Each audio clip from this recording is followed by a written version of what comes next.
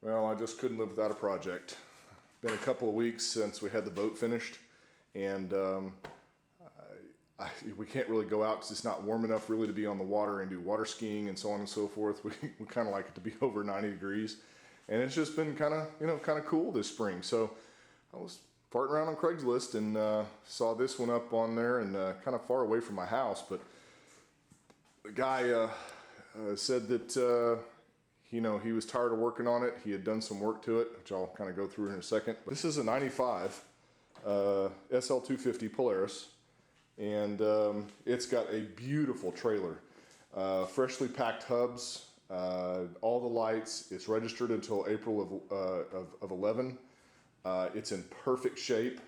There's a little surface rust on it. The ski itself came with this really nifty cover that goes over it. I mean, it looks like $1 million. Yeah, it's a little dirty right now, but it's not, you don't have any like major seat rips or anything like that. It's just got a lot of dirt and just, garbage on it. Doesn't have any whiskey dings or any like real bad, hits on the hull whatsoever, which is always really nice. And it's 750cc, which is pretty good. And that kind of brings me up to the bad. Yes, it runs, but here's the project part. Doing a bit of research about these Polaris, I've discovered that, get this seat off, that they have a couple of like downfalls. Being lubrication in the, I think it's called the magneto piston, which is in the front. Due to the fuel pump, which is down here, being kind of inferior for the fuel. And it only works for about 10 years, and then it starts to starve this front cylinder from fuel. And being that it's a two-stroke, what happens is it just burns a little bitty hole in the piston, or it melts the piston, and it just ruins it. It's called a piston burn down.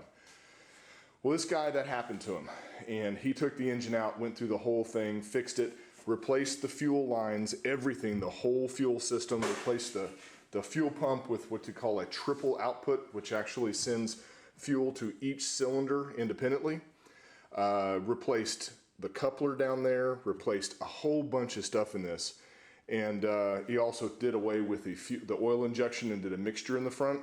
I have a feeling he forgot to put enough oil in, or he didn't lean out, richen that carburetor up in the front. So guess what? He burned a hole in that piston again. So that's what I get to do. That's the project. Well, about 25 to 30 minutes in, I think I know what the problem is. And it's not a burned piston like I thought.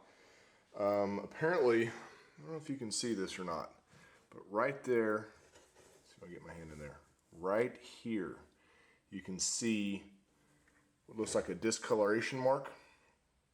What that is, it looks like somebody, when they put this back together, the piston, when these things burn out, or they burn a piston, it usually goes on the side of the pistons and messes them up. Well, apparently they tried to hone it out, and guess what? Now the cylinder is out of round, and this cylinder, that's no compression.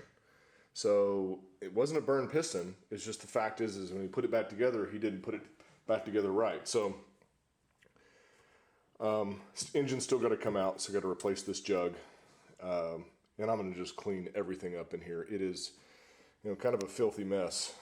He also bypassed the oil injection system. I don't know if I said that already, and I'm just going to verify that that's all on the up and up and make sure that's okay before we try running it. But another funny thing is that when you get this back, this piston